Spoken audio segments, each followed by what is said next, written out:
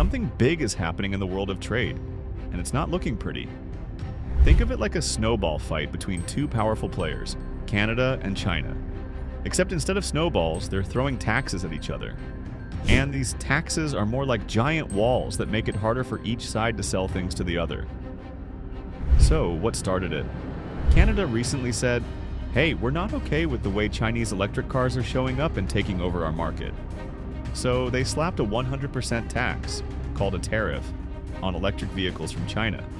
That means if a Chinese EV cost $30,000 before, it now costs $60,000 in Canada. Ouch, and they didn't stop there.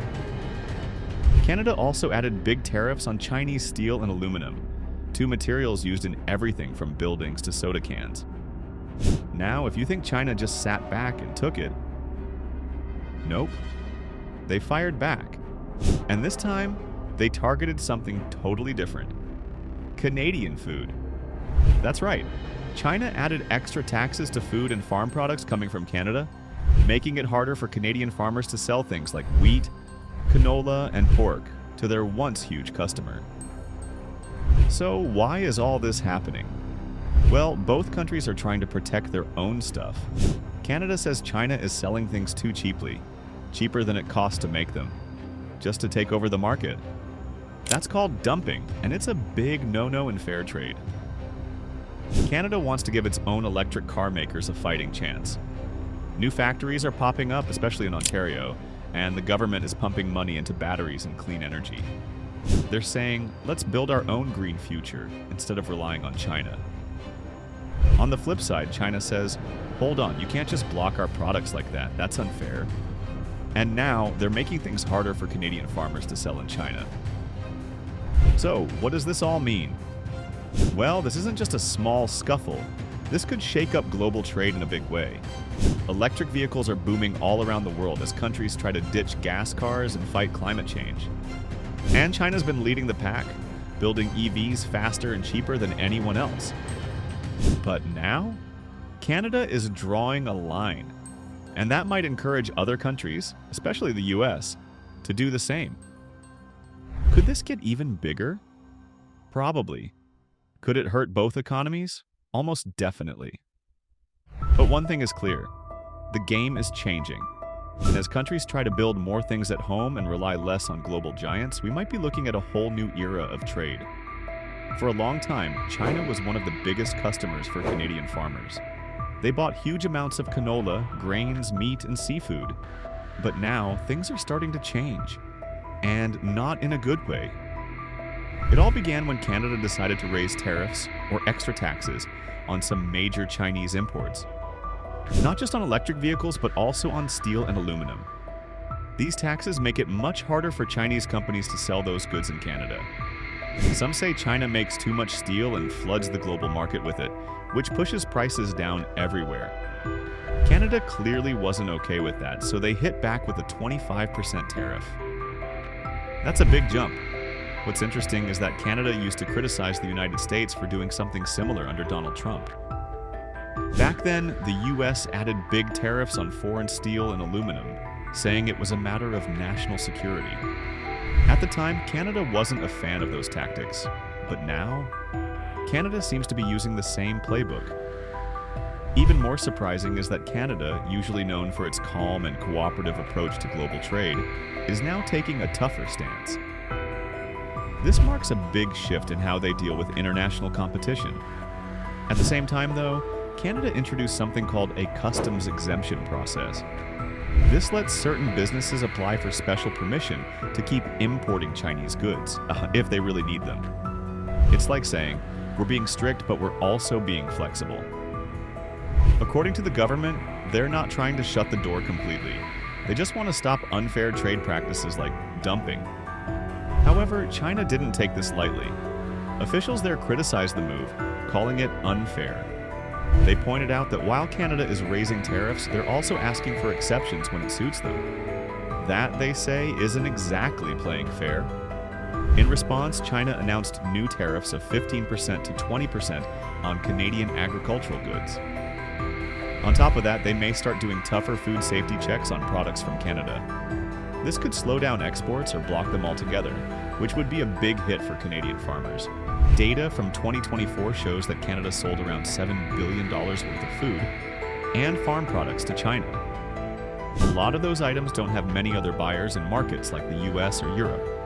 So if China stops buying, Canadian producers could be left in a tough spot.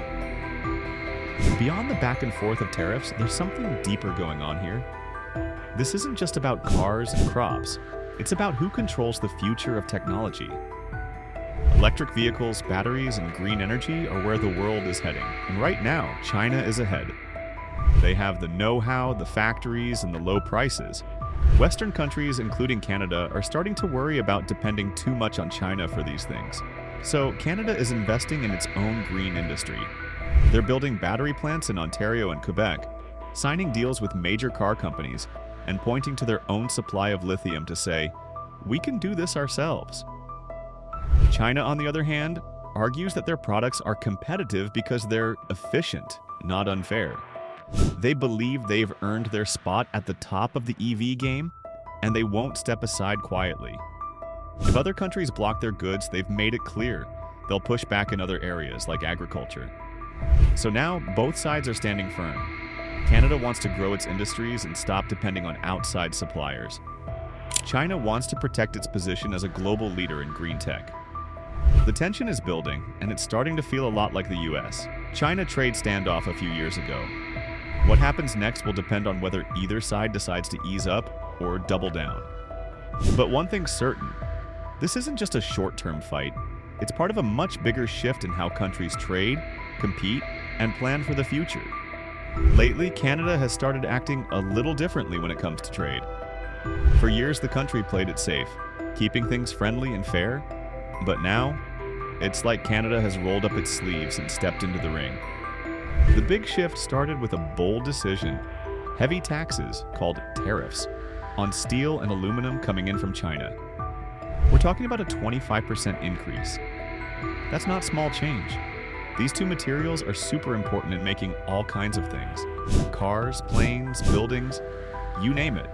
And Canada brings in more than $1 billion worth of each from China every year. Now that those materials cost more, Canadian companies that depend on them are starting to worry. Some business leaders are asking, if we can't afford to buy from China and we don't have enough made here, then what are we supposed to do? That's where Canada's tariff exceptions come in. It's like saying, we're raising taxes on these goods, unless you get special permission. But getting that permission isn't simple. There's a lot of paperwork, and it's still unclear who qualifies. Some say it's too slow and messy to be helpful when companies are facing real pressure right now. So it kind of feels like Canada is playing a careful game, making bold moves on one side, but trying not to hurt its own industries too much on the other. Like a chess match, each move is smart in theory, but risky if things don't go exactly as planned. At the same time, China didn't just sit there quietly. They answered back with new taxes of their own, this time on Canadian farm products. That hit a nerve, especially for canola farmers who already saw something like this happen back in 2019. When China restricted imports back then, canola prices dropped and farmers were left scrambling. Now those fears are bubbling up again. The Canadian Agriculture Minister says they're working on selling to other places, like Japan, South Korea, and countries in the Middle East. But that's easier said than done. China buys a huge amount, and losing that market could cost Canadian farmers millions. On top of that, Canada has had disagreements over farming trade with the US too. So while Canada is trying to stand strong, it doesn't exactly have a safety net. And let's be real, challenging China, the world's second largest economy, is a bold move for a country with a population the size of California. Some people believe Canada is stepping in line with the US, which has been clashing with China for years over tech, trade, and global influence. But others think Canada is just tired of playing nice while big players bend the rules. Either way, things are heating up. China's already putting up barriers, not just with tariffs, but with tighter food inspections that could slow down or block Canadian goods. And there's talk they might target other exports too, like lumber, paper, or even minerals. So what's next? No one knows for sure. It could spiral into a tit-for-tat trade fight with both sides taking turns adding new restrictions. Or maybe they'll eventually sit down, talk things out, and find common ground. But so far in 2025, there haven't been many signs of either country backing down. One of the most dramatic moves in all this is Canada's 100% tax on electric vehicles from China. That's not a typo. 100%. Cars that used to cost $40,000 could now go for $80,000. That's a major change, especially when you consider how affordable Chinese EVs have been compared to other brands. Tesla's Shanghai-made Model 3s, along with Chinese companies like BYD and NIO, were starting to win over Canadian drivers with their lower prices. But now they're looking at a market that may be too expensive to compete in. Some Chinese automakers are already threatening to pull out of Canada altogether. That leaves a big question. Who's going to fill the gap? Canada's EV market is still young, but it's growing fast. With Chinese options pushed out, Canadian and North American carmakers could step in if they can scale up fast enough. Right now, Canada is betting on itself, investing in new factories, building battery plants, and pushing for more homegrown production. It's a big gamble, but one that could reshape not just the economy, but the entire future of clean transportation in the country. So, is Canada being brave or reckless? That depends on how the next few moves play out. Either way, the game is on, and the world is watching. With Chinese electric cars now facing huge new taxes in Canada, everyone's wondering, who's going to fill that gap? Will we see more European cars? More vehicles built right here in Canada? Or maybe a boost in electric models from the US? That all sounds good in theory, but there's one big question hanging in the air. What happens to prices? When cheap competition disappears, prices tend to go up. That's basic economics. And guess who feels it most? Everyday shoppers, people trying to buy their first electric car. So while the government is focused on protecting local industries, some consumers are worried they'll end up paying more. But this isn't just about cars. Canada has something very valuable beneath its soil: lithium and other rare minerals that are essential for making batteries, especially for electric vehicles. China has been investing in these kinds of resources all over the world, including in Canada. In fact, Chinese companies have even partnered in mining projects here. But now, that's changing. The Canadian government is working on new rules to keep control over these resources. They want to make sure strategic materials, like lithium, stay in Canadian hands. Some say this whole electric car situation is really just a cover for something deeper, limiting China's access to these critical minerals. If that's true, then this isn't just a trade decision, it's a power move. Experts are starting to warn that this kind of back and forth could cause bigger problems down the road. Trade wars don't usually end with just one product. First, it's electric cars, then steel, then food. It snowballs. And we're already seeing signs of that. Canadian farmers are feeling the pressure. Chinese car makers are pulling back. And both sides are rethinking how they do business with each other. Now some might say, well, Canada's a small market anyway. What's the big deal? But here's the thing. Canada may not have a huge population, but it is part of a massive trade network that includes the US and Mexico. Chinese companies could have used Canada as a way to reach American buyers. That door might now be closing. And while this might look like a well-planned move by Canada, it comes with real risks. A lot of Canadian businesses rely on affordable materials and parts from China. If those costs go up, they might struggle to stay competitive. Still, the government seems determined. Their message is clear: if we don't stand up now, our industries could get wiped out by unfair pricing. And they might not be alone in this thinking. Europe is investigating Chinese EVs too. The US has been in its own trade battles for years. This could be the start of a bigger trend, a kind of green tech showdown, where countries race to control the future of clean energy, electric cars, and battery power. As the world moves away from oil and coal, whoever leads in green technology could have a huge advantage in the next global economy. So, is Canada's 100% tariff a smart power play? Or is it a risky bet that could backfire? And what about China's response? Cutting back on Canadian farm products, inspecting goods more harshly, adding new taxes. Could that hurt Canada more than expected? Maybe both sides lose a little. Or maybe this is just the first step in reshaping how the world trades in the clean energy era.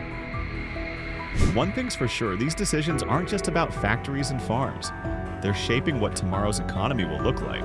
And sometimes all it takes is one bold move to shake up the whole system. What do you think?